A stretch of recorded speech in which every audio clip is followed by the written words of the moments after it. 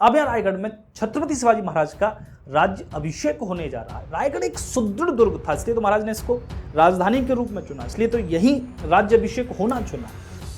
रायगढ़ 1200 एकड़ में फैला हुआ दुर्ग है और ऊंचाई इसकी इतनी कि आज भी अगर आप जाओ तो 2300 सीढ़ियां आपको चढ़नी पड़ेंगी, तब जाकर प्रवेश आपका रायगढ़ में होगा।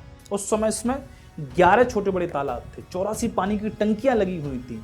पानी की टंकियां क्यों? क्योंकि इन्हीं टंकियों से उस समय के उपस्थित रायगढ़ में जो फव्वारे थे वो चला करते थे। हेनरी ऑक्सफोर्ड लिखते हैं कि इसमें शिवाजी महाराज ने 300 तरीके की इमारतें बनवा रखी थी। लेकिन जब राज्याभिषेक होना तय हो गया तो यहाँ पर राज सभागार नहीं था। जहाँ पर छत्रपति शिवाजी महाराज बैठते, उनका अभिषेक होता, वो सभागार ही नहीं था, इसलिए राज सभागार बाद में इसमें यहाँ बनाया गया। और उसकी कारीगरी कैसी थी राज सभागार की कि वहाँ अगर आप एक कोने में थोड़ी सी भी आवाज करो तो वो दूसरे कोने में सुनाई देती थी। ऐसा अद्भुत प्रक्रिया से ये राज सभागार बनाया गया था। आज भी टूर गाइड रायगढ़ में इस आश्चर्य को दिखाते हैं। वे कागज फाड़ते हैं एक जगह खड़े होकर, वो दूर जाकर उस कागज के फटने की आवाज सुनाई देती है। तो ऐसा राज सभागार बनाया गया था उस समय। उस राज सभागार में ही एक तरफ यहाँ पूर्व की ओर मुंह करके 32 मन सोने से बना हुआ सिंहासन रखा गया था, जिस पर छत्रपति शिवाजी महाराज विराजने थे। तो यहाँ पर ऐसे करके ये सारी तैयारियां चल रही हैं। 19 मई को छत्रपति शिवाजी महाराज प्रतापगढ़ जाते हैं। 19 मई 1674 को प्रतापगढ़ क्योंकि प्रतापगढ़ में माता भवानी का मंदिर था, जिससे छत्रपति शिवाजी महाराज बड़े जुड़े हुए थे। माता भवानी से बड़ा जुड़ाव था शिवाजी महाराज का। तब यहाँ पर 2 मन सोने से बना हुआ छत्र शिवाजी महाराज लेकर जाते हैं और माता भवानी को समर्पित करते हैं। यहाँ पर एक बड़ी ही विचित्र घटना घट जाती है। डेनिस किनकेड अपनी पुस्तक में लिखते हैं क्या हुआ, यहाँ शिवाजी महाराज ध्यान में बैठे हुए, माता भवानी के सामने ध्यान में बैठे हुए, धीरे धीरे करके उनका ध्यान लग जाता है, धीरे धीरे करके उनमें आवेश आ जाता है, होठ उनके बुदबुदाने लगते हैं। धीरे धीरे करके जब आवाज साफ होती है तब यहाँ पर शिवाजी महाराज के भीतर से देवी कहती है भविष्यवाणी। क्या कहती है कि एक दिन मराठाओं की शक्ति चरम पर पहुंच जाएगी, एक दिन दिल्ली पर मराठाओं का अधिकार हो जाएगा, शिवाजी की 27 पीढ़ियां राज्य करेंगी और अंत में लाल मुंह वाले जो मानव हैं उनका शासन होगा। तो ये भविष्यवाणी थी। लाल मुंह वाले जो मानव थे उनको अंग्रेज कहा गया है। इस तरीके से यहाँ पर घटना घटती है। माता भवानी से बड़ा प्रेम था छत्रपति शिवाजी महाराज का। उनकी एक तलवार का नाम भी भवानी है।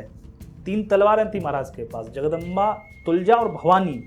तो भवानी जो तलवार है वो माता भवानी के नाम पर ही है। जगदम्बा जो तलवार थी महाराज की वो आज भी लंदन में विराजमान है। बाकी जो 2 तलवारें तो गुम हो गई, लेकिन एक तलवार अभी भी है।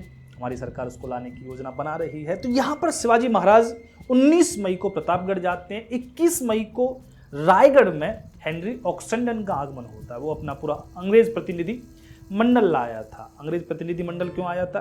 क्योंकि शिवाजी महाराज से वो व्यापार की कुछ ऐसी शर्तें बनवा सके जो उसकी कंपनी के लिए फायदेमंद हो। मतलब एक व्यापार की अनुमति वो यहाँ पर शिवाजी महाराज से मांगने के लिए आया। तो हेनरी ऑक्सफोर्ड एक ऐसे समय पर पहुंचा था जो बड़ा ही ऐतिहासिक समय था। तो ऑक्सफोर्ड ने अपनी डायरी में इस राज्याभिषेक से जुड़ी बड़ी महत्वपूर्ण जानकारियां दी। तो उस सब का भी वर्णन इस वीडियो में मैं करूंगा। तो बड़ी तथ्यपरक ये वीडियो होने वाली है और बड़ी ही आश्चर्यपूर्ण भी, इसलिए इस वीडियो को एंड तक जरूर देखें। 350 वर्ष बाद दक्कन ने अपने किसी शासक को, अपने किसी हिंदू शासक को छत्रपति होते हुए देखा था। तो इस वीडियो को एंड तक जरूर देखें। अब यहाँ पर शिवाजी महाराज प्रतापगढ़ से लौटते हैं। 29 मई को शिवाजी महाराज का सबसे पहले यहाँ उपनयन संस्कार किया जाता है। इसी को सारा ऊधम हो रखा था इस उपनयन संस्कार के लिए। छत्रपति शिवाजी महाराज इस जनेऊ को धारण करके द्विज कहलाते हैं। शिवाजी महाराज का उपनयन संस्कार होता है। 30 मई को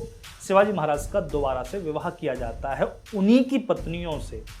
मतलब जो भी विवाह उन्होंने पहले किए थे वो वैदिक रीति से नहीं किए थे, इसलिए वो अमान्य कर दिए जाते हैं। अब यहाँ पर शिवाजी महाराज को अपनी उन्हीं रानियों से दोबारा विवाह करना पड़ता है। सोयराबाई, पुतलाबाई, सकवारबाई, इन सब से शिवाजी महाराज के दोबारा विवाह होते हैं।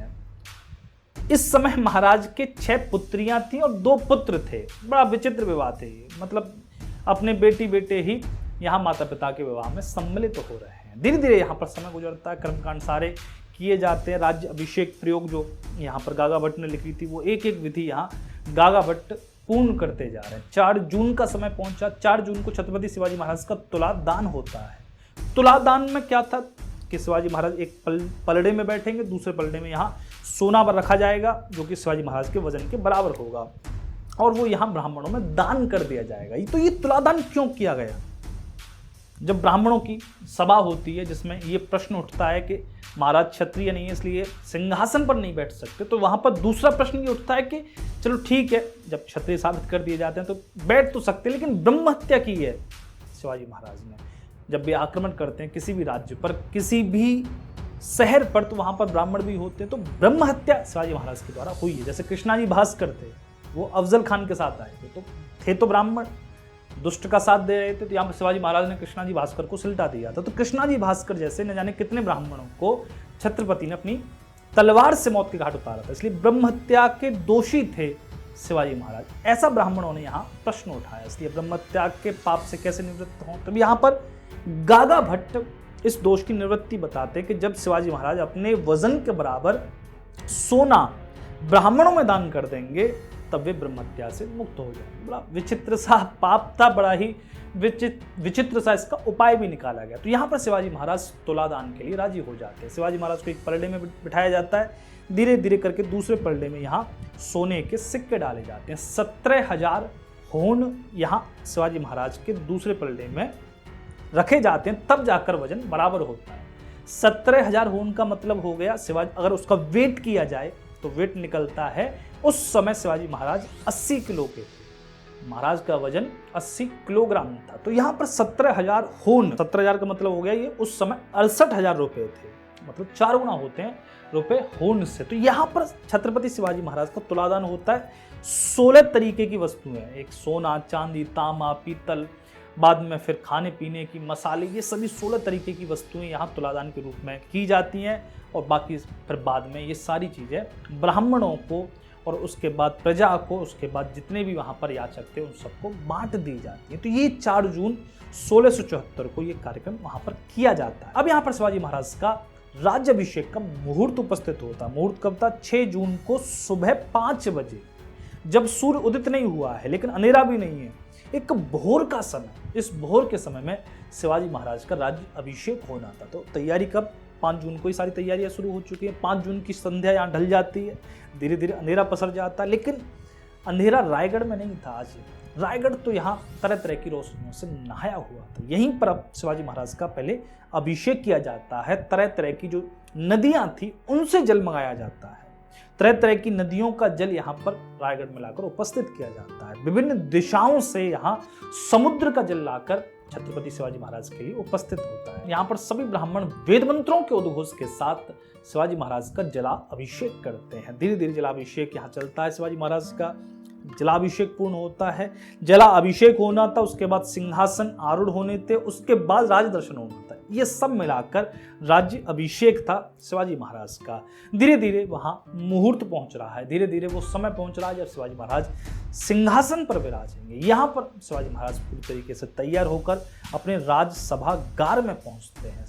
32 मन सोने से बना हुआ वो सिंहासन जिस पर छत्रपति शिवाजी महाराज एक सिंह की भांति विराजमान होते हैं। वेद मंत्रों का उद्घोष चल रहा है, पूरी सभा गूंज रही है वेदों के मंत्रों से। यहाँ पर अब वो समय पहुंच रहा है जिसका समय को भी नहीं जानता। वो समय आया, वो मुहूर्त पहुंचा, वेद मंत्रों का उद्घोष शांत हुआ। एक निशब्द शांति उस पूरे सभागार में फैल गई। अगले ही पल गागा भट्ट ने वो हीरे मोती माणिक्यों से बना हुआ छत्र अपने हाथ में लीना और महाराज के सर पर तान दिया। आज वास्तव में शिवाजी महाराज छत्रपति शिवाजी महाराज थे।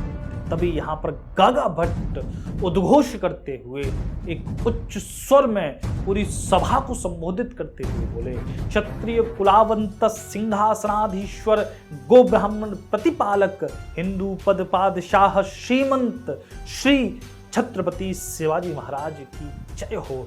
उद्घोष की ना बस क्या था, पूरी सभा में शिवाजी महाराज की जय जयकार गूंज गई। 350 वर्ष बाद दक्कन ने ऐसी जय जयकार सुनी थी, ऐसा उद्घोष सुना था। आज वो दक्कन धन्य हो गया था जिसने छत्रपति को छत्रपति होते देखा। तो यहाँ पर शिवाजी महाराज का बड़ा ही सुंदर ये राज्य अभिषेक होता है, बड़ा ही सुंदर सिंहासन पर छत्रपति आरूढ़ होते हैं। अब यहाँ पर भेंट वार्ता का कार्यक्रम शुरू होता है। सभी आकर शिवाजी महाराज को भेंट देते हैं। धीरे धीरे इसी में 8 बज जाते हैं। 8 बजे यहाँ पर हेनरी ऑक्सेंडन पहुंचते हैं शिवाजी महाराज के सामने, तो वो भी भेंट देते हैं।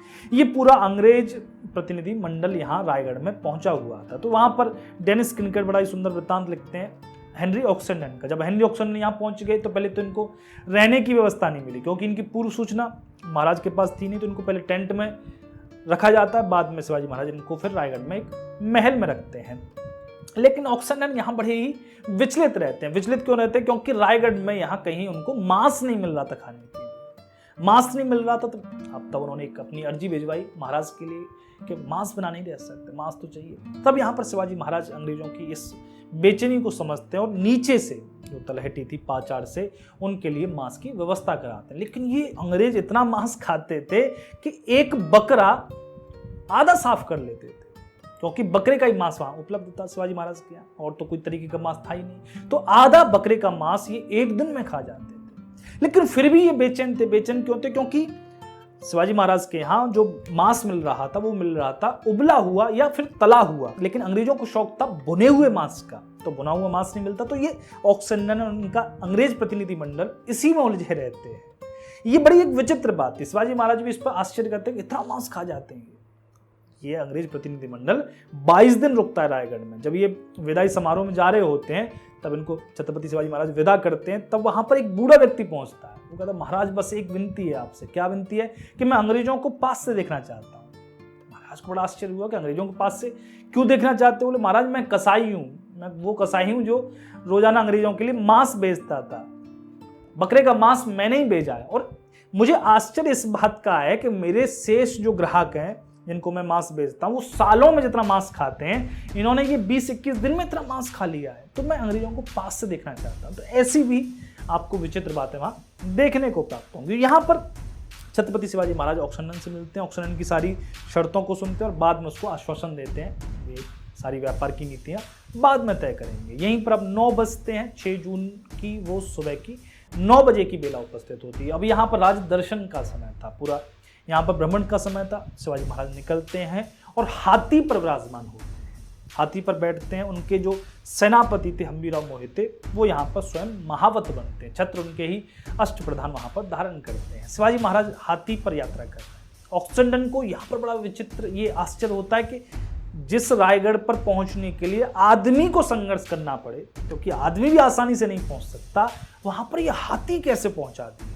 इसलिए बहुत सारे इतिहासकार क्या मानते हैं कि हाथी जब छोटे थे, बच्चे थे, तभी यहां पर ऊपर ये पहुंचा दिए गए थे, और ये बाद में बड़े होते हैं तब ये उपयोग में लाए जाते हैं। लेकिन बहुत सारे इतिहासकारों का मानना ये है कि ये छोटेपन में नहीं लाए गए, बल्कि ये ट्रेंड हाथी थे, और ये इतने ट्रेंड हाथी थे कि इंसान जहां होके चढ़ सकता है वहां होके ये हाथी भी चढ़ सकते हैं, और जहां इंसान भी नहीं चढ़ सकता वहां भी ये हाथी चढ़ सकते थे। ये ट्रेंड हाथी थे। इसलिए जो कोंढाना किला था वो रायगढ़ से भी दूर होता, तो वहां भी आपको वर्णन प्राप्त होगा कि कोंढाना में भी हाथी विराजमान थे, जो कि शिवाजी महाराज ने वहां पहुंचाए थे। तो ऐसे करके शिवाजी महाराज का ये राज्याभिषेक पूर्ण होता है। इस दिन महाराज ने कुछ एक बड़ी घोषणाएं की। कौन सी घोषणा की? यहाँ पर महाराज ने एक नया संवत शुरू किया, एक नया कैलेंडर, एक नया पंचांग शुरू किया। राज्य अभिषेक शक संवत, जैसे पहले विक्रम संवत था, शक संवत चला रहा था, वैसे ही महाराज ने यहाँ इस दिन से राज्य अभिषेक शक संवत की शुभारंभ की। दूसरी बड़ी घोषणा क्या थी? वो घोषणा थी कि यहाँ पर उनके जो अष्ट प्रधान थे, उनके पहले नाम फारसी में थे, वो सब यहाँ पर फारसी शब्द हटाकर संस्कृत में कर दिए, और यहाँ पर रघुनाथ पंडित को आज्ञा देनी कि जो एडमिनिस्ट्रेशन में, जो महाराज के राज्य शासन में फारसी के शब्द जो यूज किए जा रहे थे, महाराज के राज्य में बहुत अधिक मात्रा में फारसी के शब्द उपयोग में लाए जाते थे, तो महाराज ने उन सभी को हटाने का आदेश दिया, और उसकी जगह यहाँ पर संस्कृत के शब्द लाने के लिए रघुनाथ पंडित को एक राज्य व्यवहार कोश बनाने की आज्ञा दी। राज्य व्यवहार कोश मतलब एक तरीके की डिक्शनरी बनाने की आज्ञा दी, जहाँ पर फारसी की जगह संस्कृत के शब्द लिखे हों। फारसी का इसका अनुवाद संस्कृत में क्या है, संस्कृत में इसका क्या अर्थ हो सकता है, कौन सा शब्द हम ले सकते हैं, इस सबको राज्य व्यवहार कोश में लिखना था रघुनाथ पंडित को। तो ये एक बड़ी घटना थी, ये एक बड़ा काम किया था छत्रपति शिवाजी महाराज ने, क्योंकि भाषा आपको गुलाम बनाए रखती है। आप भले ही शरीर से आजाद हो जाओ, लेकिन अगर आप विधर्मियों की, आतताइयों की, आक्रमणकारियों की भाषा का प्रयोग कर रहे हो तो आप मानसिक तौर पर तो गुलाम रहोगे ही। यही तो आज हो रहा है। अंग्रेज चले गए, लेकिन उनकी भाषा इस तरीके से इस देश को जकड़ रही है, इस तरीके से इस देश को दीमक की तरह चाट रही है कि एक प्रतिभावान हमारा विद्यार्थी आगे कभी नहीं बढ़ पाता। तो यहाँ पर भाषा को हटा दिया, फारसी बिल्कुल खत्म कर दी, संस्कृत को बढ़ावा देना, और यहाँ पर जो ब्राह्मण, जिन ब्राह्मणों को पैसे प्राप्त नहीं हो पा रहे थे, दान भी नहीं मिल पा रहा था, लेकिन वे बड़े ही प्रकांड विद्वान थे, उन सब के लिए यहाँ पर निर्धारित छत्रपति शिवाजी महाराज ने एक तरीके से बांध देना कि इनको, उनका जो हाकिम है वो जाकर धन देगा, उनकी सारी जो जिम्मेदारी है राज्य संभाल। और जो विद्यार्थी थे उनको भी छात्रवृत्ति देने की यहाँ योजना बनाई गई। जैसे आज स्कॉलरशिप मिलती है, वैसे अगर कोई एक वेद कंठस्थ कर लेगा तो उसको 1 मन चावल मिलेंगे, 2 वेद कंठस्थ कर लेगा तो उसको 2 मन चावल मिलेंगे। तो इस तरीके से विद्यार्थियों के लिए भी छात्रवृत्ति का यहाँ शुभारंभ होता है, ताकि संस्कृत को बढ़ावा मिले, वेदों को बढ़ावा मिले। तो संस्कृत, वेदों को और ब्राह्मणों को यहाँ आश्रय दिया जाता है शिवाजी महाराज के द्वारा। ये बड़ी घटना थी, एक बड़ी घोषणा थी जो शिवाजी महाराज ने की। और यहाँ पर भगवे को शिवाजी महाराज राज्य का ध्वज निर्धारित करते हैं। जैसे हमारा राष्ट्रीय ध्वज होता है, वैसे शिवाजी महाराज भी अपना राष्ट्रीय ध्वज भगवा निर्धारित करते हैं। पहले भी भगवा था, लेकिन ये राजा बनने के बाद। और सबसे पहला जो भगवा ध्वज फहराया जाता है शिवाजी महाराज के द्वारा, वो था समर्थ स्वामी रामदास के जो गेरुआ वस्त्र था उसका बना हुआ। समर्थ स्वामी रामदास के प्रति बड़े समर्पित थे शिवाजी महाराज। तो यहाँ पर इस तरीके से चल रहा। एक मोहर का भी निर्माण किया जाता है, वो मोहर भी संस्कृत में थी। आज भी अगर आप उसको देखोगे तो वो संस्कृत में ही लिखी हुई है मोहर।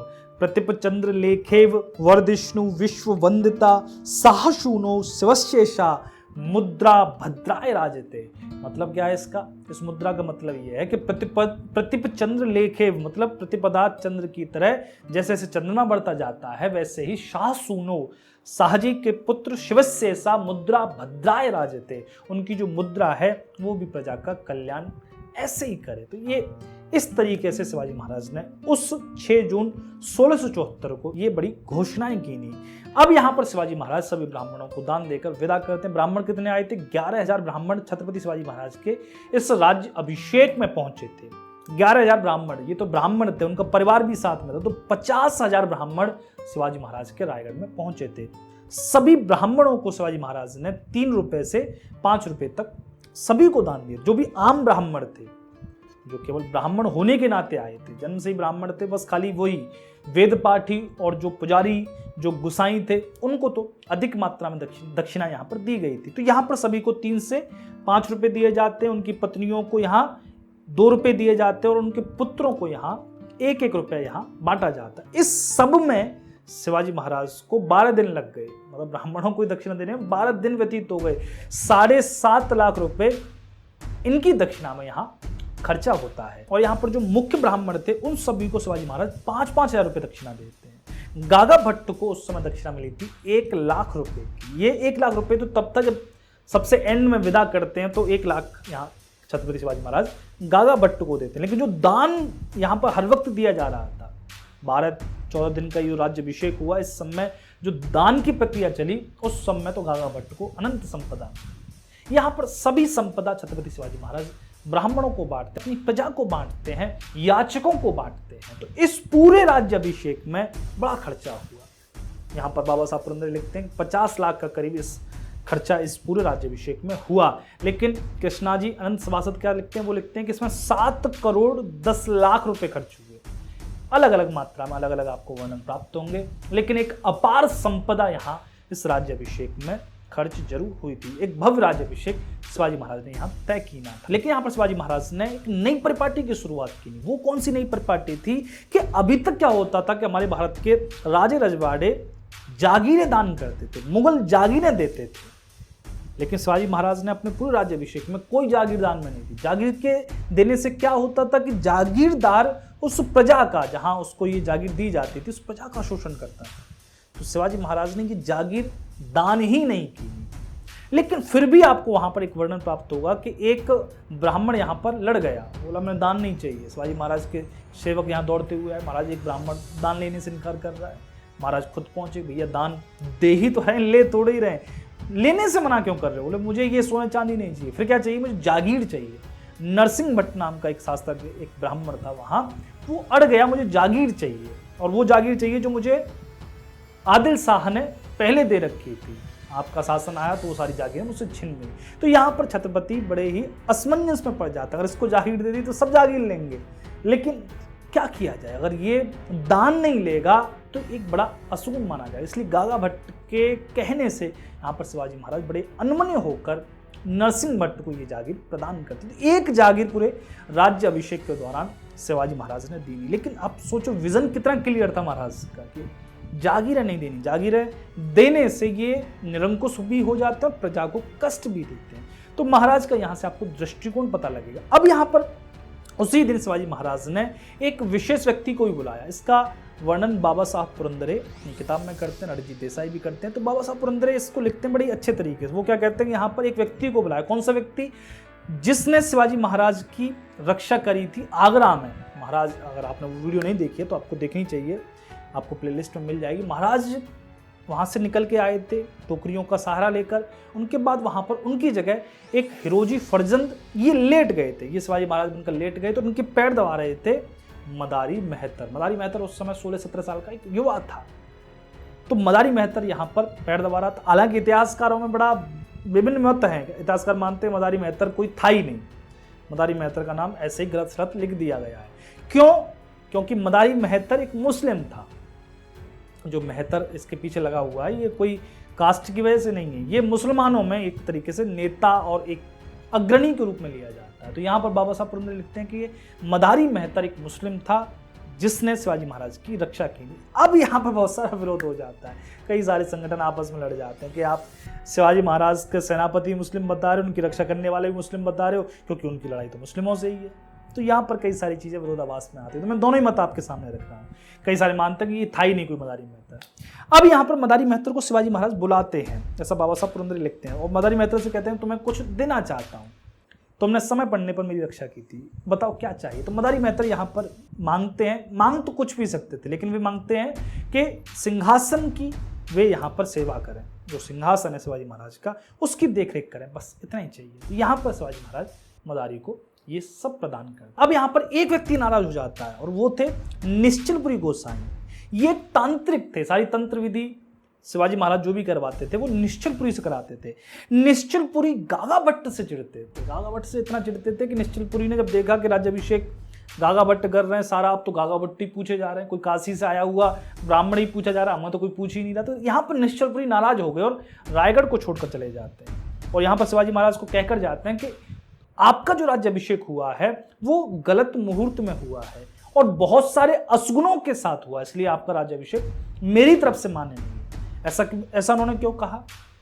उन्होंने बहुत सारे असगुन गिनाए। असगुन क्या थे कि यहाँ पर सबसे पहले तो राज्याभिषेक की बात तय हुई, उसके बाद ही उनके सेनापति, महाराज के सेनापति प्रताप राव, उनकी वीरगति हो जाती। 24 फरवरी को यहाँ पर सेनापति प्रताप राव की मृत्यु होती है। 27 मार्च को शिवाजी महाराज की जो पत्नी थी काशीबाई, उनकी मृत्यु हो जाती है। तो ये असगुन थे। और यहाँ पर शिवाजी महाराज का जब तुलादान चल रहा था तब बांस की चोट से गागा भट्ट की नाक टूट जाती है, नाक पर बड़ी जोर से बांस लगता है। तो ये भी एक असगुन था।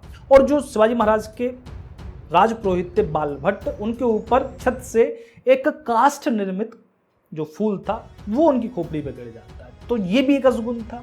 और यहाँ पर निश्चलपुरी कहते हैं कि जब आपका राज्याभिषेक हुआ उस दिन आसमान में धूमकेतु का दर्शन हुआ, तो धूमकेतु का देखना भी एक बड़ा असगुन था। और यहाँ पर इस राज्याभिषेक से 12वें दिन माता जीजाबाई की भी मृत्यु हो जाती है। और 22वें दिन यहाँ जिस पर छत्रपति शिवाजी महाराज जिस हाथी पर बैठकर राज दर्शन के लिए निकले थे उस हाथी की मृत्यु हो जाती है। तो इतने सारे असगुन। और एक का वर्णन डेनिस किनकेन ने किया है। शिवाजी महाराज के राज्य अभिषेक के दौरान ही एक जादूगर वहां पर जादू दिखाने के लिए उपस्थित होता है रायगढ़ में। तो बड़ा समारोह चल रहा है, शिवाजी महाराज भी एक तरफ बैठे हुए। तो जादूगर यहाँ पर अपनी छड़ी से एक मार्ग खोलता है जिससे पानी बहता हुआ एक तालाब में भरने लग जाता है। और वो छड़ी को घुमाता जादूगर छड़ी को घुमाते घुमाते महाराज के पास पहुंच जाता है। तभी एक मराठा सैनिक को शक होता है कहीं ये महाराज पर वार न कर दे, और मराठा सैनिक अपनी तलवार लेकर उस जादूगर की गर्दन अलग कर देता है। ऑक्सनन लिखते हैं शिवाजी महाराज को इससे बड़ा ही दुख होता है। जादूगर का जो परिवार था उसको यहाँ शिवाजी महाराज बाद में धन भी देते हैं। तो ये एक और असगुन यहाँ पर घटता है। प्रतापगढ़ में एक अस्तबल था, उस पर बिजली गिर जाती और ऐसी बिजली गिरती है कि पूरे अस्तबल में आग लग जाती है। शिवाजी महाराज के बड़े कीमती घोड़े थे, राजसी घोड़े थे, वे सभी उस बिजली के कारण उस आग में जल जाते हैं, घोड़ों की मृत्यु हो जाती है। और उनमें एक हाथी भी था जो उस बिजली से लगी हुई आग में झुलस जाता है, उसकी भी मृत्यु हो जाती है। तो घुड़साल में आग लग गई। इस तरीके से ये इतने सारे असगुन हुए थे। निश्चलपुरी गोसाई ने वो सारे असगुन एक एक करके गिनाए और यहाँ पर शिवाजी महाराज को एक तरीके से उन्होंने आगाह किया कि आपका जो राज्याभिषेक हुआ वो गलत मुहूर्त में हुआ और गलत व्यक्ति ने कराया है, इसलिए मैं ये रायगढ़ छोड़ के जा रहा हूँ। शिवाजी महाराज मनाते लेकिन नहीं लौटते। अंत में आकर 24 सितंबर को शिवाजी महाराज दोबारा से अभिषेक कराते हैं, अपना राज्याभिषेक कराते हैं, जो कि होता है तांत्रिक विधि से। शिवाजी महाराज खड़ग लेकर यहाँ राज्य सिंहासन पर बैठते हैं, बलियां दी जाती है। निश्चलपुरी गोसाई उस समय वहाँ पंडित बनते हैं, पूरी राज्याभिषेक कराते हैं। तो इस तरीके से दोबारा राज्याभिषेक महाराज का होता है। तो मैंने पूरे तथ्य यहाँ पर वर्णन किए हैं।